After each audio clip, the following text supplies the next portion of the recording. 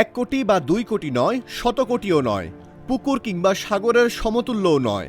এ যেন টাকার হিমালয় পাচার। বিগত আওয়ামী লীগের আমলে 14 বছরে দেশ থেকে পাচার হয়েছে 28 লাখ কোটি টাকা।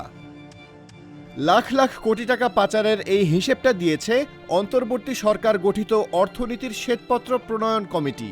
প্রতিবেদনটি 2 ডিসেম্বর প্রধান উপদেষ্টা ডক্টর মোহাম্মদ ইউনূসের কাছে হস্তান্তর করা হয়। 397 পৃষ্ঠার শ্বেতপত্রের প্রতিবেদনে এই টাকা পাচারের আখ্যা দেওয়া হয়েছে অর্থনীতির ক্ষতিকারক টিউমার হিসেবে। বিগত সরকারের আমলে অর্থনীতি ও সম্পদের বড় অংশ চুষে নিয়েছে এই টিউমার। 2008 সালে সংসদ নির্বাচনে জয়ী হয় আওয়ামী লীগ। ক্ষমতায় বসে 2009 সালে। জুলাই আগস্টের গণ অভ্যুত্থানে পতন, সব মিলিয়ে টানা 15 বছর ক্ষমতায় ছিল। এর মধ্যে 2009 থেকে 2013 সাল, এই 14 বছরে 28 লাখ কোটি টাকা পাচারের হিসাব রয়েছে প্রতিবেদনে। আওয়ামী লীগ সরকারের আমলে দুর্নীতিগ্রস্ত রাজনীতিবিদ, ব্যবসায়ী, আর্থিক খাতের রাঘব বোয়াল, আমলা ও মধ্যস্বত্বভোগীরা এই অর্থ পাচার করেছেন। গ্লোবাল ফাইন্যান্সিয়াল ইন্টিগ্রিটি রিপোর্টস এবং কিছু নির্দিষ্ট পূর্বানুমানের ভিত্তিতে টাকা পাচারের হিসাব করেছে শ্বেতপত্র প্রণয়ন কমিটি।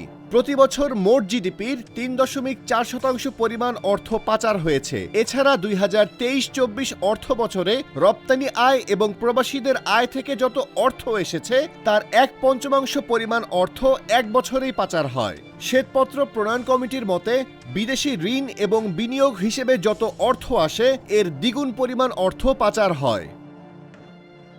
টাকা পাচারের জন্য দুর্নীতিবাজ রাজনীতিবিদ, ব্যবসায়ী, আর্থিক খাতের ক্রীড়নক, আমলাদের মধ্যে এক ধরনের অনৈতিক চক্র গড়ে ওঠে।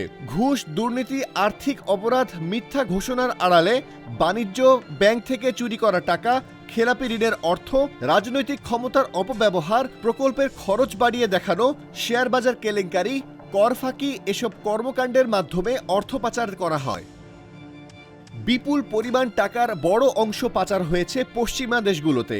এর মধ্যে রয়েছে যুক্তরাষ্ট্র, যুক্তরাজ্য, কানাডা। তাছাড়া সংযুক্ত আরব আমিরাত, হংকং, মালয়েশিয়া, সিঙ্গাপুর, ভারত সহ ছোট ছোট দেশে পাচার হয়েছে এই টাকাগুলো। ওইসব দেশে বাড়ি কিনে এবং ব্যবসায় বিনিয়োগ করে টাকা পাচার করা হয়। প্রতিবেদনের তথ্য অনুযায়ী আরব আমিরাতের দুবাইয়ে বাংলাদেশিদের 532টি বাড়ি বা সম্পদ আছে। এর মূল্য $37.5 কোটি। 2024 সালের মার্চ মাস পর্যন্ত 3600 বাংলাদেশি মালয়েশিয়ায় সেকেন্ড হোম কর্মসূচিতে মনোনীত হন। 2023 সালে ইউ ট্যাক্স অবজারভেটরির প্রতিবেদন অনুসারে 2021 সালে বাংলাদেশ থেকে পাচার হয়েছে $815 কোটি।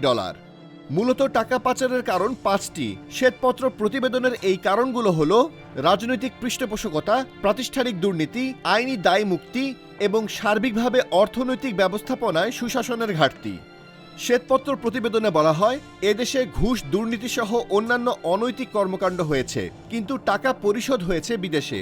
এই টাকা নিরাপদ রাখতে বিদেশে সম্পদ কেনা হয়। সরকারি বিনিয়োগে প্রায় 7 লাখ কোটি টাকায় সড়ক, সেতু, বিদ্যুৎ অবকাঠামো, হাসপাতাল, শিক্ষা প্রতিষ্ঠান নির্মাণ সহ নানা খাতে ব্যয় হয়েছে। এ থেকে ঘুষ হিসেবেই দিতে হয়েছে 1,61,000 কোটি থেকে 2,80,000 কোটি টাকার মতো।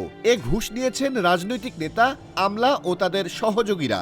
ঘুষের টাকার মধ্যে 77,000 থেকে 98,000 কোটি টাকা আমলাদের কাছে, রাজনৈতিক নেতা ও তাদের সহযোগীদের কাছে 70 থেকে 1,40,000 কোটি টাকা। ঠিকাদারেরা দেশ বিদেশে এই টাকা পৌঁছে দিয়েছেন রাজনীতিবিদ ও আমলাদের পরিবারের সদস্যদের কাছে, যাদের বড় অংশ থাকেন বিদেশে।